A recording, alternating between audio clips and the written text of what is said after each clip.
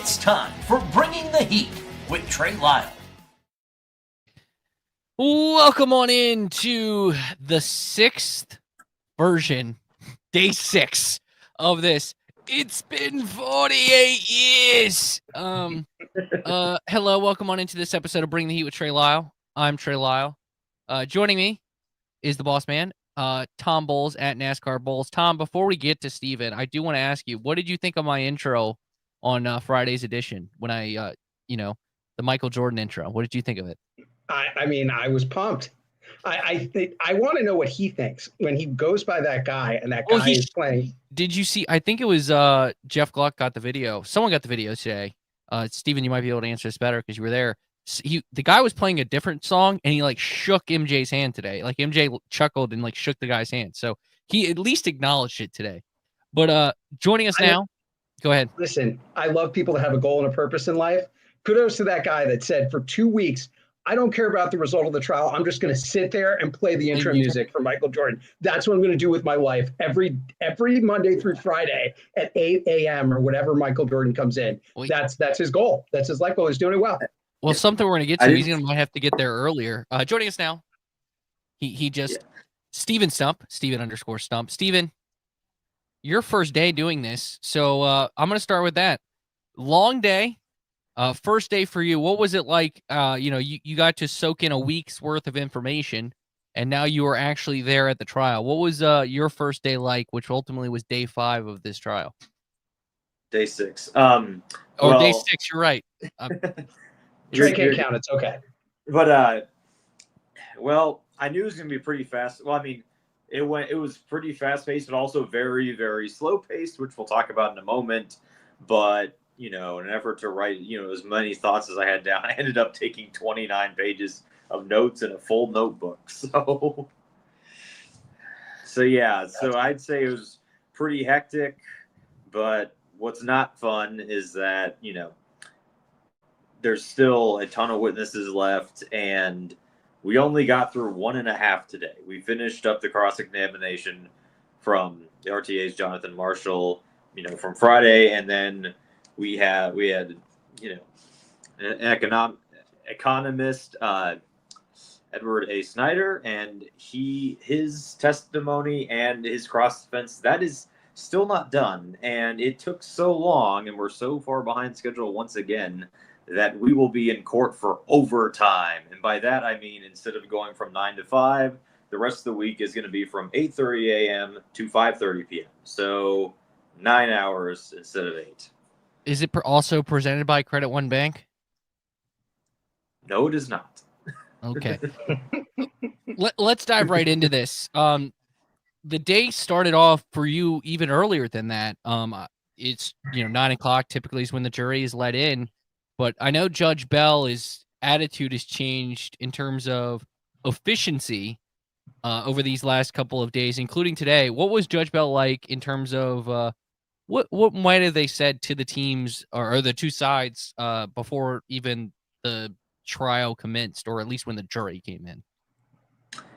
Well, trial's supposed to start at 9, but the lawyers got there at 8:30, and the jury didn't even come in until like 9:30 because the two sides spent an hour. I'm not exactly sure what the term is, but the two sides just spent an hour, just giving kind of objections, disagreements to, what's going to be presented. And, basically, Judge Bell got very, frustrated, saying that, we're wasting the jury's time. And yeah, again, we're supposed to start at 9, and we keep slogging on, getting caught up in a bunch of detailish stuff that, even with the extra hours that we have the rest of the week, I'm not even sure if this will be over by Friday. Stephen, I've just been wondering, and I know this was your first day, so interesting to come in on the second week. How cordial is it between the plaintiff and the plaintiff side and the defense side? Like, do you see them chatting or being nice to each other? Like when court is not in session, are they just in their corners? How heated did some of the discussion get today? They're definitely not chatting with each other. I'll say that for sure.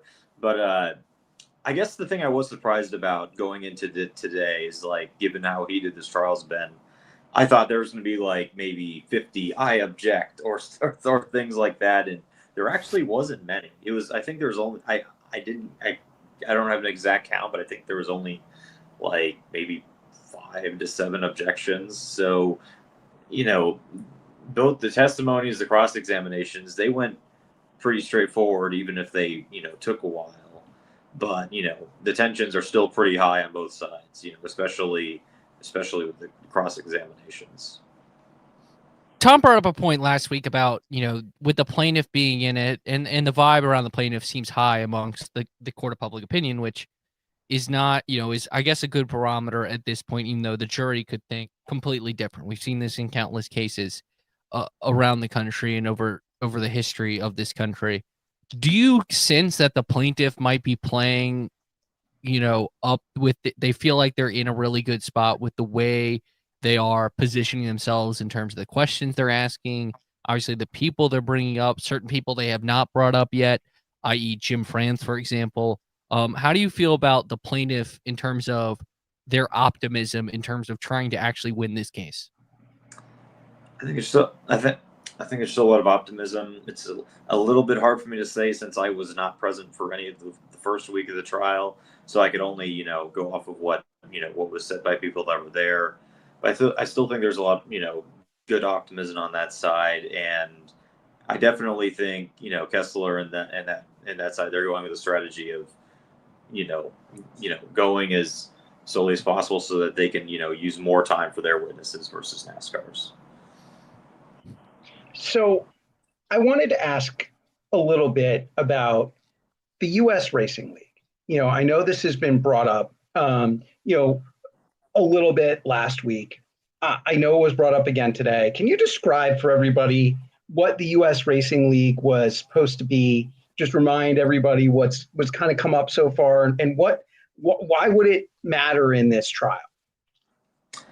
So, the U.S. Racing League was, an idea that the team's RTA had, about potentially creating, a second series or a series to rival NASCAR. And, they did some examinations of tracks in 2022, 2023, to see what would be available, what would be feasible, what would be realistic. And, the consensus that they came to is just, there's not enough, there wouldn't be enough, tracks for them to race on with the, the exclusive agreements that NASCAR has. There wouldn't be enough, larger ovals, super speedways, and so on, to make a schedule similar to NASCAR's. Looking at this trial and everything let's start with, the race team alliance. Obviously that was part of Marshall's cross-examination, the final part of it. He went into the timeline events between 9/5/24 and then obviously 9/6/2024, which is the infamous date of this trial, the gun to the head, the take it or leave it charter deal.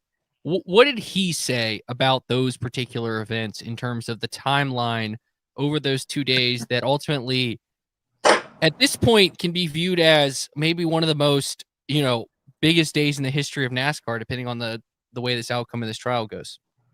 So this is part of the cross-examination, and the defense was kind of able to give give their side of the events. So basically, at September 5th, 2024, that is when NASCAR began sending out the agreement to sign by midnight that night. By 6:22, which is 14 minutes later, Marshall was told that JGR, Hendrick, and Penske would be signing just 14 minutes after it was released, which I found, intriguing. That it was, done that quickly. But then again, when you have the threat of sign or else, you can make that decision pretty fast. And, basically he also testified that, once he knew that those 3 teams had signed on to the 2025-31 agreement, that, the rest of the teams just didn't think there'd be a better deal given to them, given that arguably the 3 most strongest teams, at least the strongest for each manufacturer, had already decided to sign the contract. So I just want to summarize so far.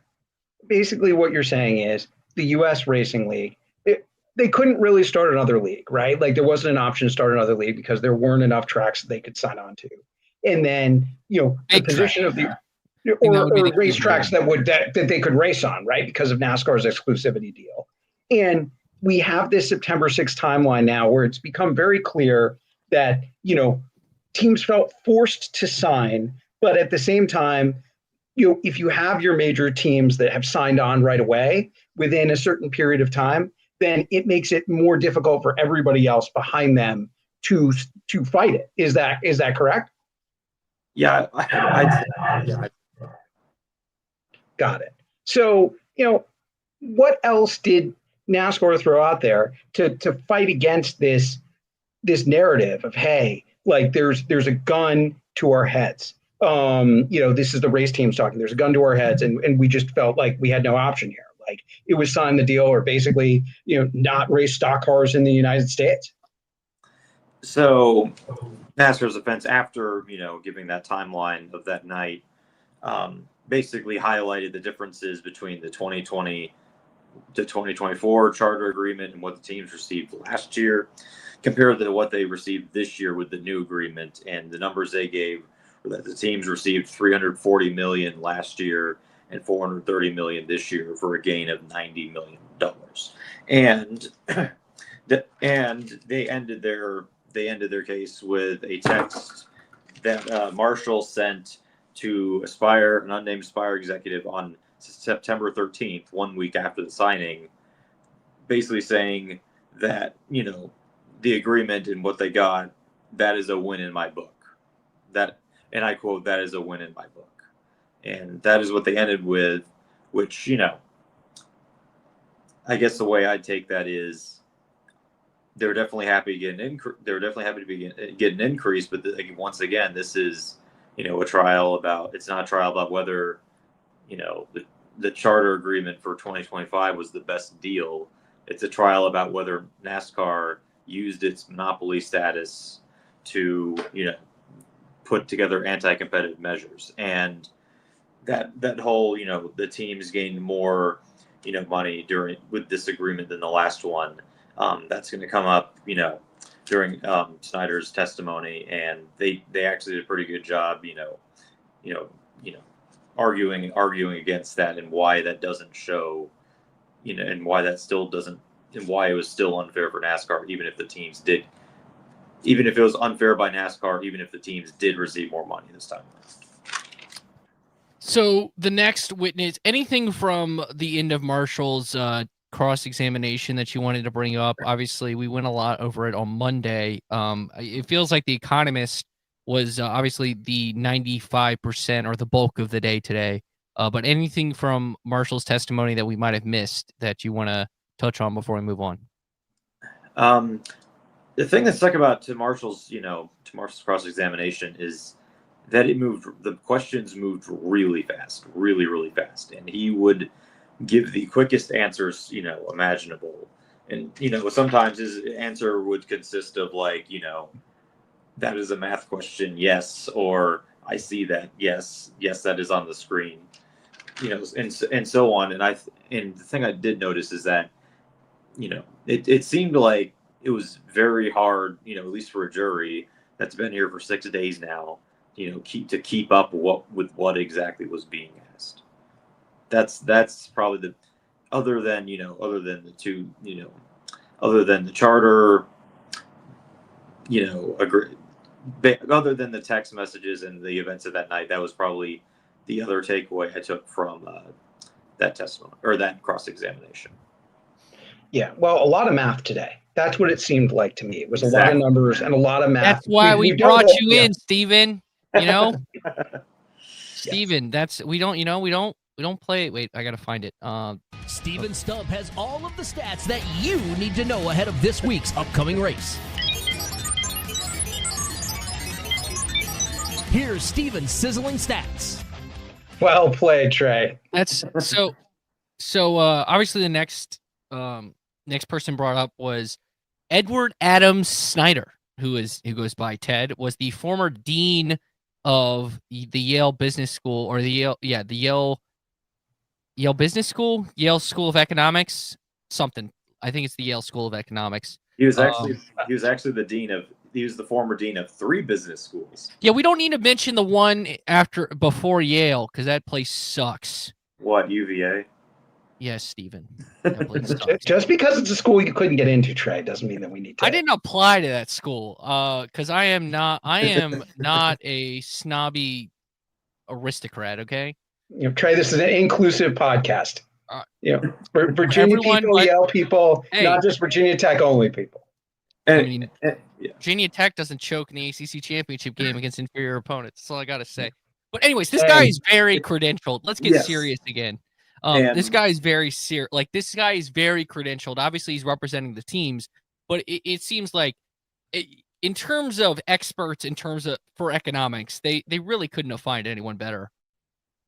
Correct. And the third, former dean of business school was University of Chicago, and that's also where he got his master's and PhD. And he in economics, his expertise is in industrial organization, or IO for short. And why is that important? It's because oftentimes it deals directly with antitrust cases. So he talked about NASCAR's 3 conducts: exclusivity on tracks, teams, and cars. Like, what did he mean by that? So before I get to that, I'll go a little bit further back. So okay, go ahead. When he was on the stand and Kessler was asking questions, basically the plaintiffs have the following allegations. Number 1, NASCAR is a monopolist and buyer of stock car racing. 2, they maintain power by engaging in anti-competitive acts. And 3, the plaintiffs were injured by anti-competitive acts. And that part about NASCAR being the only buyer, that's also in a sense a monopoly, because if you think about the term premier stock car racing has been thrown around, but NASCAR is, at least at the moment, is the only buyer of or at least of building the race cars, and so that's what that means as well. And to go back, sorry, I just want to say we've already proven, right? Like, exactly, NASCAR is a monopoly, and the judge has already determined that. Right. So the minutia of this case, like I was looking at one of Jeff Gluck's tweets, researching this, not just our notes, but notes of other journalists. And he was talking about how Snyder was a guy that was looking at this and trying to determine how the puzzle pieces fit in this case, as to whether this case showed that NASCAR was bullying the teams or not bullying them. Do you think that's a fair way to assess who Snyder is? And, what did he think of the puzzle pieces? I'd say it's fair. And, going back to those 3 conducts, which is exclusivity on tracks, teams, and cars, this is where the anti-competitive examples came up. With the tracks, obviously, it's the exclusivity agreements that NASCAR has with the tracks, and they've had for almost a decade now, since the first charter agreement took effect in 2016. Exclusivity of the teams, he pointed out too, if a team, or if an owner wants to get out or sell, they have to be idle for 12 months. And then, the exclusivity on the cars, and it's the fact that, the Gen 6 could be replicated, but the Gen 7 has a specific IP that makes it very hard for another series to copycat. He also talked about the 3 rounds of track lockups: October 2015, which was the initial charter agreement; October 2019, which the teams asked for change to the economic model in the new charter deal; and then in June of 2022. What was that all about? So the argument that he made is that NASCAR did rounds, signed a plethora of those non-compete clauses with tracks whenever charter negotiations came up. So the first one was in October 2015 when the charters first began, and that is when a majority of the contracts were signed. The second one was, the first charter agreement ran from 2016 to 2019, I believe, and October 2019, or it might have been 2016 to 2020. Regardless, October 2019, the the teams had reached out to NASCAR about wanting to maybe change the financial model for the next charter agreement, and ultimately it stayed the same. And that's also around the time that that a lot of those anti-exclusivity clauses were re-signed or redone. And then yeah, I apologize for interrupting, Stephen. I want to understand a little bit more about 2019. What made them decide, okay, 2019, we're going to try and renegotiate this initial charter agreement, right? Because they signed it for a period of time that wasn't going to expire, right? Like wasn't going to expire right that second. What was their argument, that things weren't working then, that they weren't getting enough revenue then? That was not discussed during the trial. But basically, what was discussed is that, the teams had approached NASCAR about, potentially changing the revenue model, for the next agreement that was going to take place in the early 2020s. And, to what was said in the trial, nothing was changed. And the teams eventually went on to sign the agreement, which was relatively similar to the first one that was signed in 2016. Looking at all of Snyder's testimony, I know part of it was the damages, like a breakdown of, and I don't know if this is the exact order of things, but I do think this is interesting. He actually broke down the damages for the teams and like the total that it brought. I know we have a graphic here that was part of the display, so I think this was presented in court, if I'm not mistaken, Stephen. Can you kind of go into what these numbers sort of mean? Is the graphic going to be on the screen, or? Yes, it should be. Yeah, it should be on the screen. Are you using your phone? You might not be able to see it if you're using your phone. I'm using my phone because for some reason my laptop does not have a camera on it. It's all good. So I will read the numbers and then you can go into them. So lost profits from reduced revenue 2021 to 2024, 41.3 million for 2311, 43.2 million for front row. Total reduction in market value 12/31/2024, which was, I assume, when the charters went away, 136.8 million and 96.4 million respectively. Lost revenue in 2025 for not being a charter team, 10.7 million and 9.4 million, which brings 2311 total to 215.8 million and front row to $148.9 million. Can you kind of break down why he came to those numbers? Yes, yes, I can. It'll take a little bit of explaining, but so the argument that they use is the numbers that they're using are basically from what they called the but-for world, which is maybe repeated about 100 times during the trial. But basically, if you don't understand what the but-for world is, basically the but-for world is basically the what-if scenario if NASCAR did not engage in anti-competitive practices and if there was free-to-be competition. And using that, that is how Snyder made his, estimates of damages, losses, and so on. So, for example, the evidence that the plaintiffs presented, it's that in the 2021 to 2024 charter agreement, the teams got 25% of the revenue, or NASCAR revenue. So the figure they gave was that from 21 to 24, 2311 received $202 million total. Now the benchmark that they used, and we'll get to benchmarks in a moment, is he compared it to Formula One. And from 2017 to 2024, the data they presented showed that Formula One paid the teams an average of 45% of the revenue. So basically and apologies for interrupting. So basically what you're saying is, NASCAR, the teams are basing these numbers, right, on if they had 45% of the revenue, just like the Formula One has in their deals. And their 45% has come up in this trial so far quite a bit, because that's what 2311 and front row are saying. Hey, this is the share of revenue we need to survive. not even just to be profitable, but to survive. Otherwise, it's a long-term, we're headed towards bankruptcy, or we're going to have to constantly self-fund this thing. So that's why the percentage is so important. So you're saying this is the difference between the 45% of Formula One and the 25% that they're actually getting under this most recent agreement. Is that fair?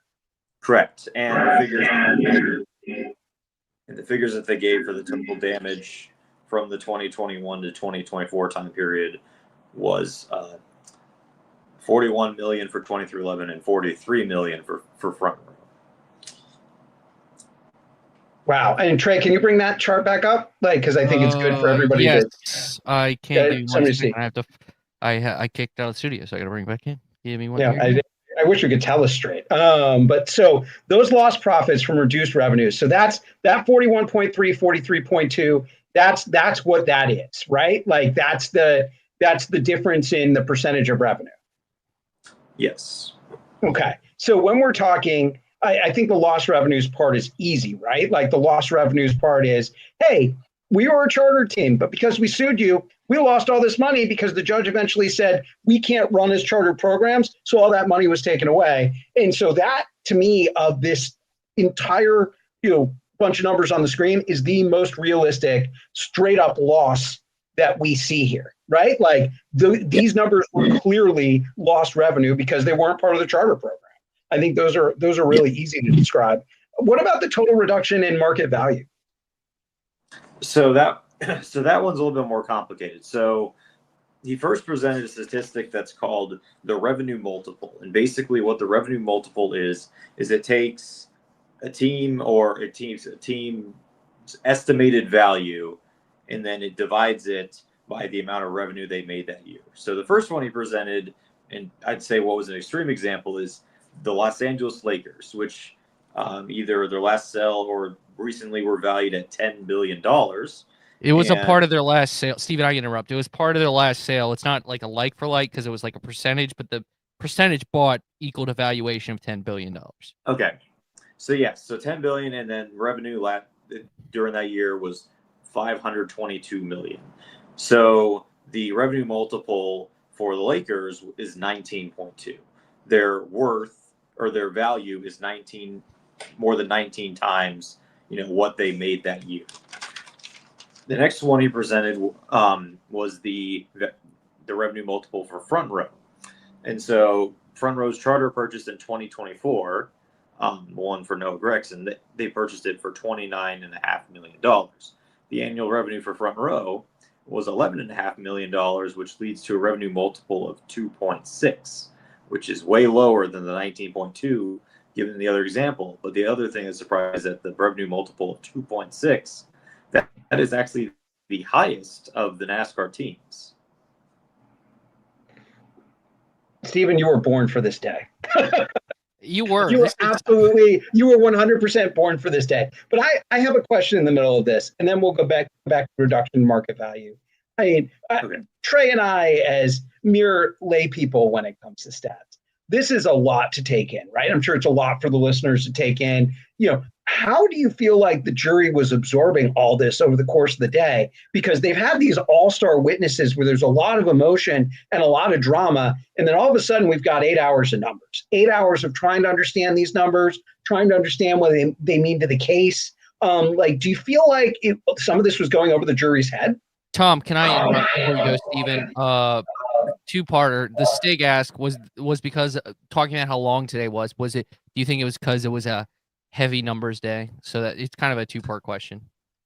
I think that is exactly why it was so long today, because it was a very long testimony with Kesko asking questions, and after that it was a very, very long cross-examination by NASCAR, which is also very intriguing in itself. And they weren't even close to done when the court wrapped up at 5 today. So because of all the numbers, this one wrapped on is still going on for a very, very long time.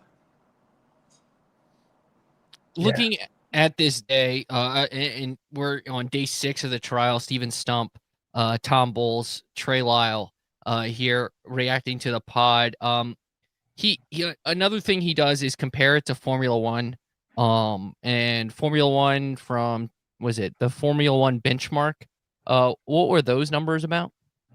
So the benchmark, well, he used Formula One as a comparison earlier because, according to what Snyder said, they're both they're both similar in like track distribution, kind of all over a huge region. They're similar in that the teams each are contractors, and that but the difference that he gave, and we'll get to this later too, is that Formula One does not have a non-compete clause, nor does it have the track restriction.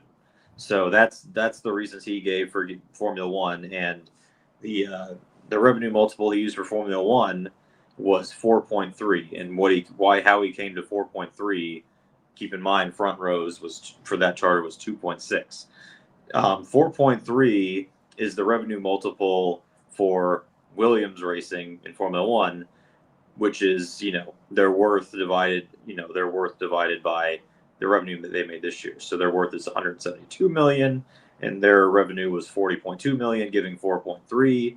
And while front row at 2.6 was the highest revenue thing, for the 4.3 for Formula One, that was the lowest. So basically, in using this comparison, he used the highest NASCAR value and the lowest Formula One value. Yeah, a lot about Formula One versus NASCAR, where NASCAR likes to tout as the biggest racing series in America. It is. But when you look at them compared to Formula One, they might as well be begging with a Folgers can on the street compared to the amount of money that all the Formula One teams are making. And it was made very clear today how much further ahead economically all these F1 teams are, as opposed to where NASCAR is right now. Yeah. Go ahead, Trey. Looking at the rest of his testimony, he also talked about the churn of Cup teams, the multitude of entry and exits indicating instability. You want to go into what he talked about that? Yes, actually, I do need to make a correction from what I said earlier. So the 4.3 value was the revenue.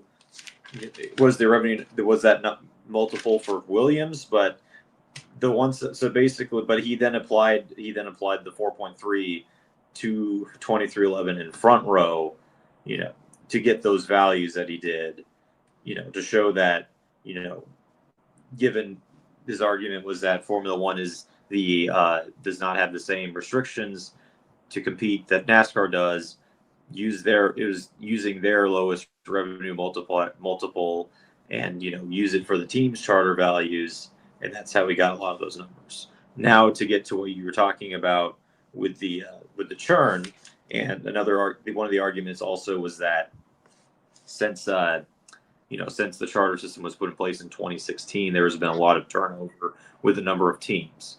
The number they gave was that of the 19 teams that initially were part of the charter deal in 2016, 11 of them are no longer racing today. And if you think about 25 years ago, think about 2000, and think about how few teams were recognizable then compared to today. NASCAR is obviously a very high turnover sport with the teams, the faces, the names that come through. And the argument that Snyder made was that the fact that the teams are popping up but also going by the wayside so much represents instability, and that instability is caused by the anti-competitive practices.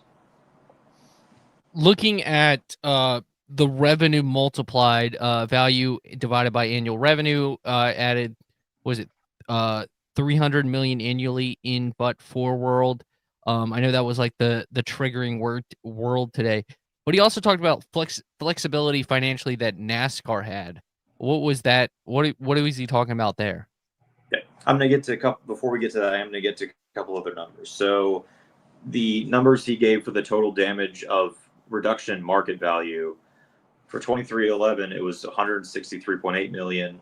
For front row, it was 96.4 million. 2025, yeah. That was this graphic. We talked about this. Yeah. Oh, well, anyways, let me get to this first. And that does the graphic say the total damages? Yeah, 215.8 million, 248.9, and 448.9 million. Yep. Okay, so the total together, that's $365 million. And if that's what the teams were looking for in a settlement, that can also make sense to why settlement didn't happen. So back But to the what about the financial flexibility that NASCAR may have?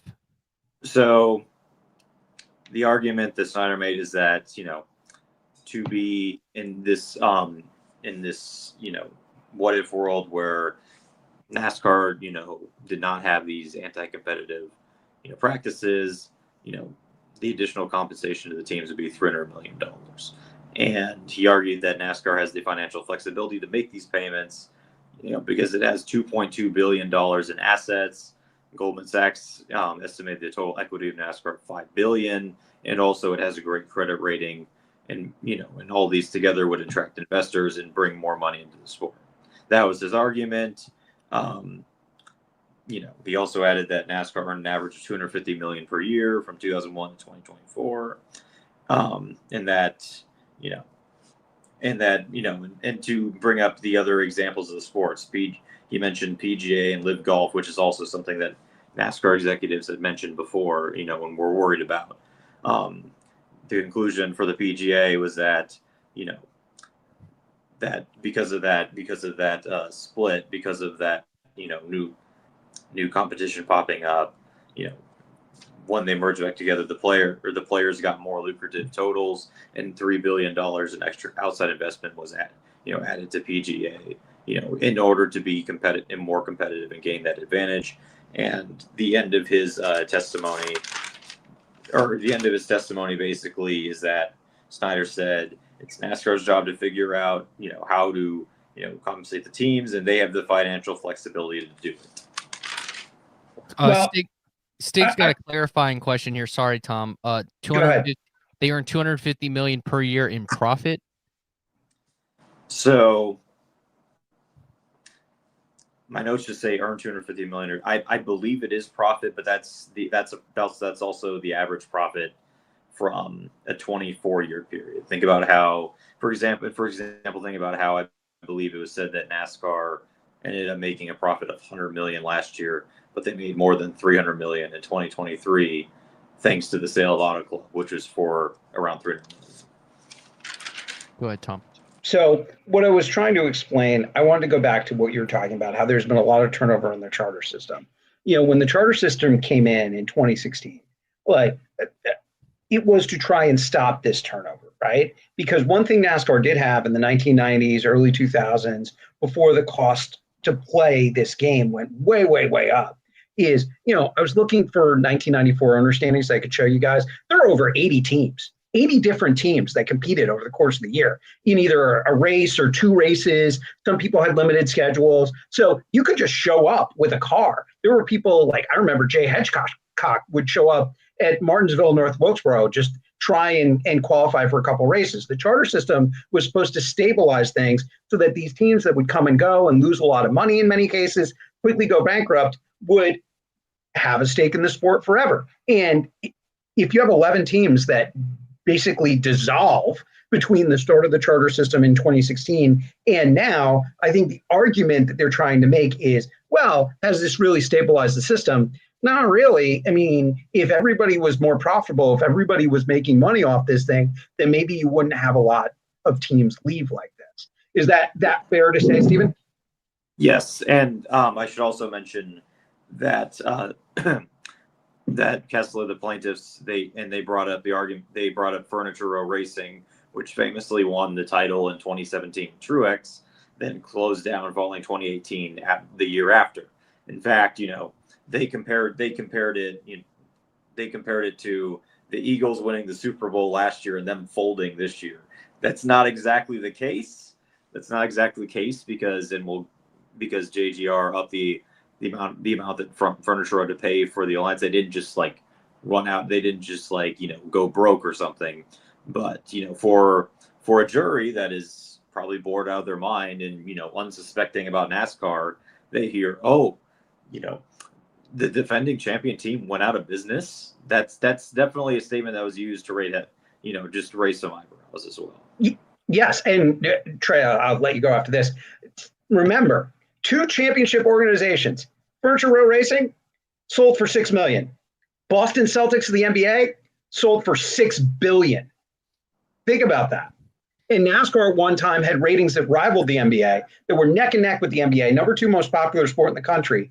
And yet their teams can get $6 million versus $6 billion. Now, obviously, the cost of charters has gone up precipitously. And that's one of the arguments on NASCAR's side, is that these things have increased in value, but they're still way, way behind what you would think that they would be worth.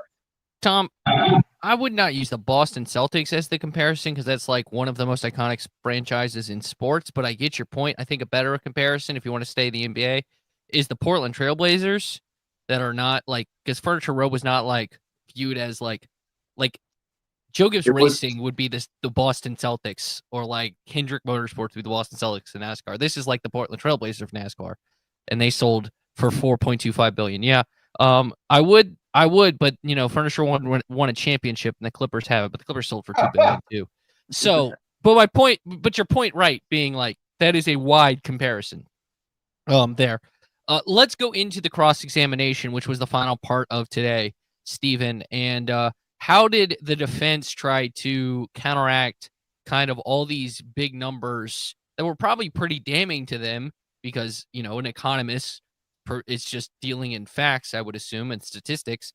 How did NASCAR try to defend themselves in terms of the cross-examination? What I'd say their biggest strategy and overall strategy was to make it look like Snyder knew absolutely nothing about NASCAR, or had absolutely no idea what he was talking about. So the very first point of the cross-examination was that they brought up that F1, that F1 does in fact have a non-compete clause with its teams. I don't watch enough F1 to fully know that. Can you guys confirm that? That is what NASCAR's defense said. So it does have a non-compete clause, as I understand it. But again, you're comparing apples to oranges, right? That would, I don't want to take on a lawyer's point of view here, but that's where it does get complicated, right? Because at the same time, they're comparing the revenue to Formula One and saying, hey, we need these F1 percentages in order to survive as NASCAR race teams. Yes, you're right, Stephen. If there's a non-compete clause for Formula One, that's the opposite side that you get. And they say, well, you want this agreement. There's a non-compete clause in here. This is NASCAR talking. What's the problem? Why are we in court? Well, so that is effective. Yeah. But the reason also why that was brought up immediately is because remember that in assigning and estimating the damage, they used the revenue multiples of Formula One, and they used Formula One as their benchmark as the closest thing to NASCAR without the anti-competitive measures that NASCAR has. So to bring up that Formula One does have the no-compete clause, basically these are no-compete clauses for tracks, correct? For teams and I believe it's tracks as well, actually. But basically to bring all those up, to the jury, it sounds like maybe gave the impression that these numbers were, that they came up with were not as sound as they thought they were. But essentially, big but here, those teams do compete in other series. It's just not in Formula One. Like McLaren, for example, has like a WEC team and a IndyCar team and so on and so forth. And actually, that is what Snyder did bring up, is that McLaren has been competing in Indy. So maybe in another Formula series, but basically that was one of NASCAR's points. So the other point is that, and NASCAR tried to sell him the point that Snyder had extensively studied 2016 to 2024 to 2025, the first era, the charter era, but that he did not do his research on 1948 to 2015. And so, for example, the defense asked him, would NASCAR pay the tracks even before the exclusivity clauses came into effect in 2016? And they presented, a contract that Atlanta had in 2014 of what the money that NASCAR gave them, and this was before the exclusivity clauses, and NASCAR claimed that they were the 2014 agreement gave Atlanta at least the exact same share of revenue as it did in 2016. So Snyder's big claim was that the teams are paying or NASCAR is paying the tracks for exclusivity, but if the tracks are making the same amount of money they did before exclusivity as they are after, are they really paying for exclusivity? A lot of complicated math. A lot of complicated math. Stephen, is there anything that we've missed that you wanted to highlight before we give some final thoughts on the day? Yeah, I'll kind of wrap up some other things. So another thing that the defense pointed out is that all of the damages were based off of 2021 to 2024, and they didn't, with the exception of the damages that 2311 in front row got from running unchartered this year, they did not make any mention of the new charter agreement that supposedly makes the teams more money. A couple of things I'll add is that since NASCAR tried to claim that Formula One was not a right comparison, to NASCAR, they argued that the best comparison to where what Snyder was looking for, which was a series similar to NASCAR that didn't have those restrictions in place. He said, look at the first 50 years of NASCAR and how there weren't those restrictions in place, and how a breakaway series or a new series never formed. From 1948 to 2015, it was always NASCAR. There wasn't these exclusivities in the cars and the tracks and so on, and that did not lead to a new series. But at the same time, again, since this is also a case of whether NASCAR has used its monopoly unfairly, it's also just claiming that since 2016, NASCAR still uses those exclusivity agreements, for teams, for the cars and the tracks. Just want to fill some stuff in here. People say, yeah, no rival league ever popped up between 1948 to 2015. You guys might be a little young for this, but there was something called TRAC that in the early 2000s, right around the time of NASCAR's new TV deal, there was rumblings and an outline put together for this rival stock car series to come online. And it was going to be, teams were going to be based in regions. And so you would have like 2 to 3 cars for each region.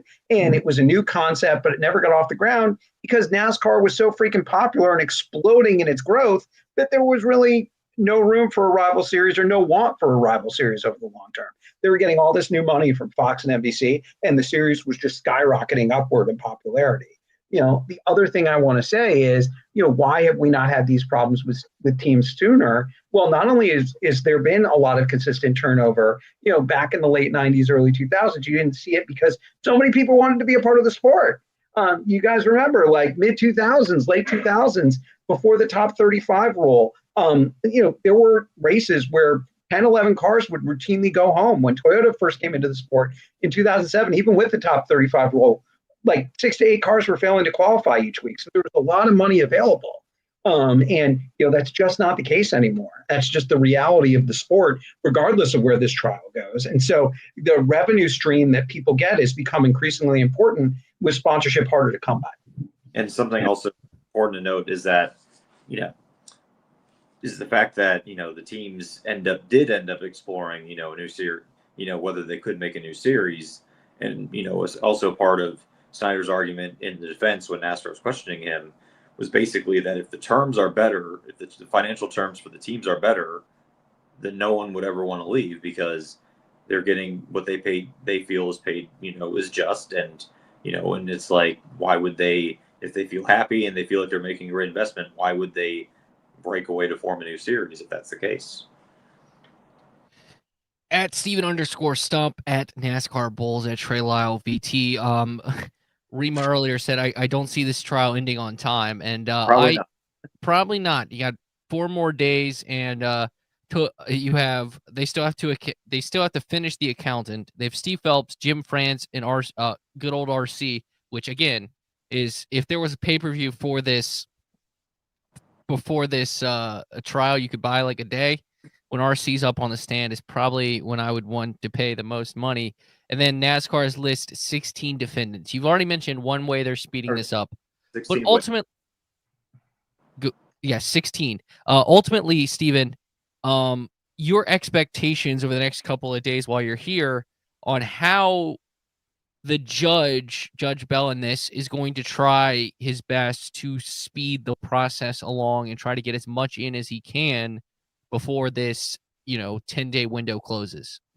Well, the hope, and he said at the end of court, is that the plaintiff's 4 witnesses, which is an accountant, Steve Phelps, Jim France, and Richard Childress. The hope is that all of them will give their testimony and be done tomorrow, so that NASCAR can begin its, row of witnesses starting Wednesday and continuing through Thursday and Friday. But again, considering how fast this one went, considering how slow this one went today, and the fact that one of the witnesses, tomorrow is also going to be an accountant, which means more money, more numbers, and likely more questions. It may take a while. What I will say is that, I think Steve Phelps, Jim France, Richard Childress, at least of the people that haven't, have been on the stand yet, I think those are probably the 3 that people are most looking forward to, hearing about, or at least, getting to know about what was said once the court is over tomorrow. Yeah, this feels very much, guys, like obviously it's stuff that both sides felt like needed to be presented. I know it's a lot of back and forth on numbers, but again, the key crux of the case is whether NASCAR was bullying, right? And throwing a bunch of numbers that are going to go over the head of a lot of jury members. Maybe 1 or 2 people on the jury are just hanging over every number, but it feels like we're just marking time right now. We're marking time, and today was just a day, right? But until we get to the really big witnesses later this week, like Trey said, I think anybody that has even a passing interest in NASCAR is going to be like right on the edge of their seat the second Richard Childress takes the stand. Right on cue, someone said, "I want to hear from Richard" in the comments. Yeah, he's definitely the most popular person I think we all want to hear from. That's going to be the must-see TV. Well, Stephen, you still have some notes to write about for frontstretch.com, and we are nearing the hour mark, and so I know you've had a long day. You have a long day tomorrow. So at Stephen_Stumpf, we're going to sign off for now, and hope you enjoyed a bunch of numbers being thrown at you today. I felt like that was like your dream come true. Yeah. And, it'll be a longer trial tomorrow, but hopefully with the longer trial, we get more witnesses in and we get moving faster. We'll stay up to date throughout the day with Stephen on Twitter at Stephen_Stumpf. And then, Boss Man, we're also going to have a special guest tomorrow, by the way. We're going to actually have someone who's way smarter than all of us on this. Yes. You want to talk about that? No, you could do it. Okay. We're going to have NASCAR Truck Series driver. I want to make sure I get is it Malzali? No, I botched that. This is part of why I wanted you to do it, but now he's not going to come on if you can't pronounce his name correctly. No, can we try it? Try it another time? All right. It's Stephen Malazzi, right? Malazzi. Malazzi. That's it. Thank you, Stephen. Stephen, so we're going to have 2 Stephens on, but we're going to have an actual law student who actually was in NASCAR. So it's going to be very helpful tomorrow, and I will have his name down pat by tomorrow. Yeah. Hey, listen, nerdiest part about me, you don't even know this. 1997, 98, something like that. Connecticut mock trial state champion. Aren't you cool? Yeah, that was the very uncool thing from my high school year. I put on all my college applications to try and be cool and stand out, and everybody was like, we don't really. Well, I'm just hoping my girlfriend doesn't decide to make TikToks while I'm with me through text message while we're doing this, because that literally happened. So I guess I also want to add my own debate story. Is in 5th grade, I was a pretty good debater growing up, but in 5th grade we were assigned cases, and I had to argue why you shouldn't wear a helmet while riding a bicycle, and I'm like, nope, this is too hard. I think I'm good. Nice. Well, yeah, I will not be on the pod tomorrow, but I want to echo what Ken Pryor said. I feel like, Trey, you have done an outstanding job leading this for the last 6 days. Stephen, great job of analysis today, and we're going to be there every day until it's over. Hopefully, it'll be before the year 2040. But maybe I'll get a raise out of this. Who knows? At NASCAR Bulls, at Stephen_Stumpf. I'm at Trey Lyle VT. We're signing off for now. We appreciate your questions. We're doing our best to answer them throughout. Steve and I will be back tomorrow with another Stephen who knows the law a lot better than us. So we'll have some experts for you here at frontstretch.com. Signing off for now. Bye, everybody.